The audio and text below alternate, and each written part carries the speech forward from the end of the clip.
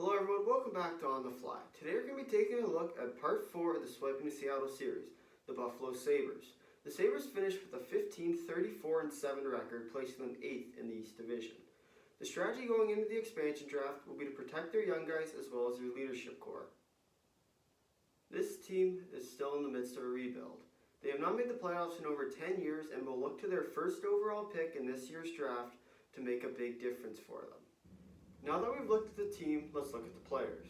Starting with the forwards that meet the 2 forward requirement that must be exposed. Jack Eichel, Jeff Skinner, Kyle Okposo, Victor Olofsson, Cody Eakin, Zemus Girgensson, Anders Burke, and Tage Thompson. Andrew Ogliev does not meet the game's played requirement, and Casey Middlestat, Rasmus Asplund, and Sam Reinhart are all RFAs. Next up is the defense. Rasmus Ristolainen and Colin Miller are the only 2 players that meet the requirements. One of them must be left exposed. Rasmus Dahlin, Henri Jokiharju, and William Borgen are all RFAs. Finally, the goalies. Dustin Tokarski is the only goalie that is under contract with the Buffalo Sabres in the 2021-2022 season.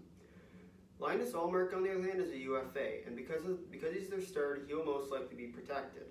So he will get the goalie nod because Tokarski cannot be protected because one goalie has to be exposed.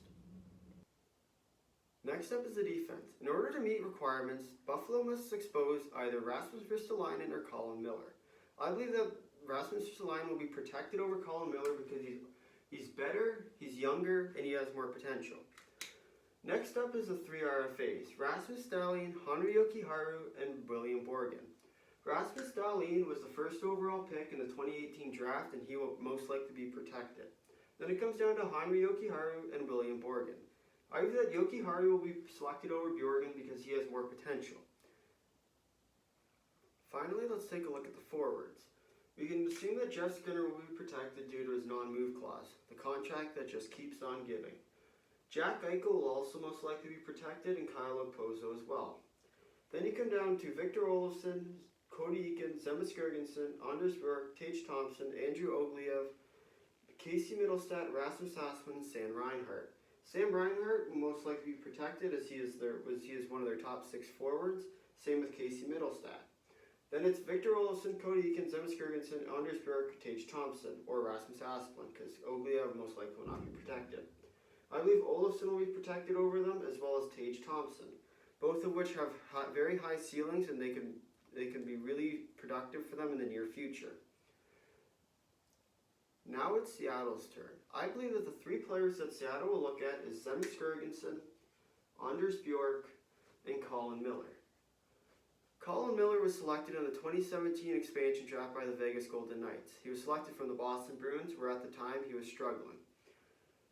I believe Zemus Girgensson and Anders Bjork are 2 forwards that will complement the Seattle Kraken lineup nicely. Anders Bjork played with Boston for the majority of the year, then was dealt in the Taylor Hall trade. Zemus Girgensson has struggled with Buffalo, but has still found a way to be productive. Overall, I believe that Zemus Girgensson will be Seattle's pick due to him being young and him having a high potential if he can find it in Seattle. And therefore, Zemus Girgensson will be Seattle's 3rd forward selected. If you made it this far in the video, thanks for watching. If you'd like it, consider dropping a like. If you really liked it, consider subscribing. Tell all your friends about it. And if you haven't already, go take a look at Game 1 review. Until next time, see ya.